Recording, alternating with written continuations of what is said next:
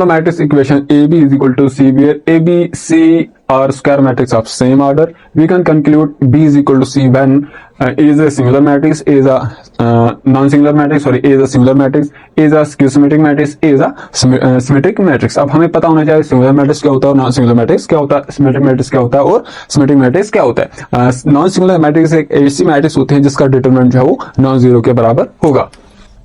अगर determinant of ए है वो नॉन जीरो के बराबर होगा तो इस ए मैट्रिक्स को हम नॉन सिंगुलर मैट्रिक्स बोलेंगे। अगर ए जो डिटरमिनेंट ऑफ ए है वो जीरो के बराबर आएगा तो उसको हम सिंगुलर मैट्रिक्स बोलते हैं। अगर ए ट्रांसपोज वो माइनस ए के बराबर आएगा तो उसको हम स्क्यू सिमेट्रिक मैट्रिक्स कहते हैं। अगर ए ट्रांसपोज जो है वो फिर से ए के बराबर आएगा तो उसको हम सिमेट्रिक मैट्रिक्स बोलते हैं।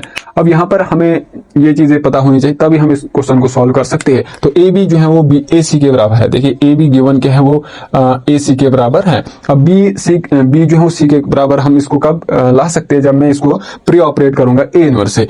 ए इनवर्स मल्टीपल बाय ए उसके साथ multiple by B is equal to A inverse multiple by A C. यहां से अगर हम यहाँ देखेंगे A inverse multiple by A will be identity matrix. Identity को हम बी से मल्टीपल करेंगे तो बी आ जाएगा इज इक्वल टू सी। यहां से भी वही सी के बराबर आएगा। या हम बी सी के बराबर तभी ले सकते हैं जब ए इनवर्स एग्जिस्ट करेगा। अब ए इनवर्स एग्जिस्ट कब करता तो हमें यह पता होना चाहिए ए इनवर्स किसके बराबर होता है, 1 divided by determinant of A multiple bye adjoint of.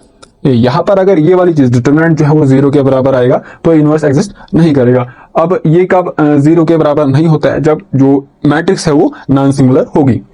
अगर मैट्रिक्स सिंगुलर होगी तो ये वाला चीज जीरो हो जाएगा। 1 डिवाइड बाय जीरो डिफाइन नहीं होता है, जब डिफाइन नहीं होता है तो ए इनवर्स एग्जिस्ट नहीं करेगा। अब ए इनवर्स कब एग्जिस्ट करेगा, जब ये वाला चीज नॉन जीरो होगा। तो नॉन जीरो कब हो सकता है, जब मैट्रिक्स जो है वो नॉन सिंगुलर होगी। इसका मतलब हमारा जो ऑप्शन करेक्ट ऑप्शन जो है वो ये होगा, जो मैट्रिक्स ए है वो नॉन सिंगुलर होनी चाहिए, तभी जो है ये हम कंक्लूड कर सकते हैं कि जो बी है वो सी के बराबर है।